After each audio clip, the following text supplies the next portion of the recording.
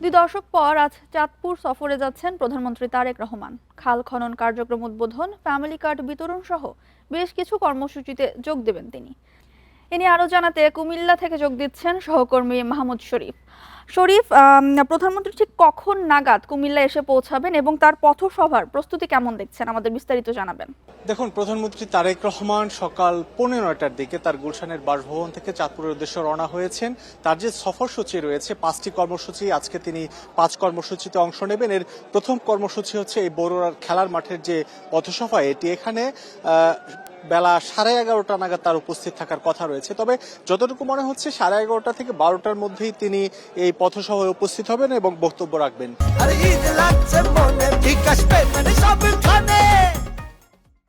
আমরা জানি যে আজকে তিনি 5টি কর্মসূচিতে অংশ নেবেন, এরপরে তিনি যাবেন চাঁদপুরে। বাকি 4টি কর্মসূচি হচ্ছে চাঁদপুরে, এর মধ্যে 2টি আছে খাল পুনর্খনন কর্মসূচি এবং একটি আছে ফ্যামিলি কার্ড বিতরণ কর্মসূচি। সেটি হচ্ছে চাঁদপুর সরকারি কলেজ মাঠে, সেটি বড় একটি জনসভা হবে, দলের পক্ষ থেকে আয়োজন করা হয়েছে, চাঁদপুর জেলা বিএনপির পক্ষ থেকে আয়োজন করা হয়েছে।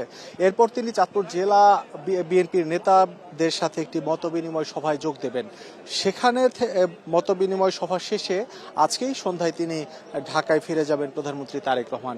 আমরা যে বিষয়টি দেখছি যে শপথ নেয়ার 2.5 মাসের বেশি সময় হয়ে গেছে, এরই মধ্যে কিন্তু বিএনপির যে নির্বাচনী প্রতিশ্রুতি ছিল, খাল পুনর্খনন থেকে শুরু করে ফ্যামিলি কার্ড বিতরণ থেকে শুরু করে আরো বেশ কিছু অঙ্গীকার ছিল, নির্বাচনী প্রতিশ্রুতি ছিল, তার বেশ কিছু প্রতিশ্রুতি এরই মধ্যে বাস্তবায়ন হচ্ছে এবং সেই কর্মসূচি উদ্বোধনে প্রধানমন্ত্রী তারেক রহমান কিন্তু প্রায় প্রতি সপ্তাহে দেশের কোথাও না কোথাও ছুটে যাচ্ছেন।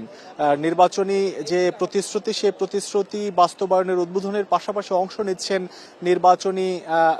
অংশ নিচ্ছেন দলীয় বিভিন্ন জনসভা বা পথসভাতে বা দলীয় বিভিন্ন কর্মসূচিতে অংশ নিচ্ছেন। সেই একই ধারাবাহিকতায় আজকে আমরা কিন্তু একই চিত্র দেখতে পাচ্ছি যে প্রধানমন্ত্রী তারেক রহমান উন্নয়ন প্রকল্প উদ্বোধনের পাশাপাশি দলীয় কর্মসূচিতে অংশ নেবেন এবং এই দলীয় কর্মসূচিগুলোতে প্রধানমন্ত্রী তারেক রহমান সংশ্লিষ্ট এলাকার যে প্রতিশ্রুতি ছিল এলাকা ঘিরে, সেই প্রতিশ্রুতির পাশাপাশি সরকার প্রধান হবার পরেও আরো কিছু পরিকল্পনা যে থাকে বা নিয়েছেন প্রধানমন্ত্রী তারেক রহমান, সেগুলি জনসাধারণ নেতাকর্মীদের সাথে তুলে ধরেন।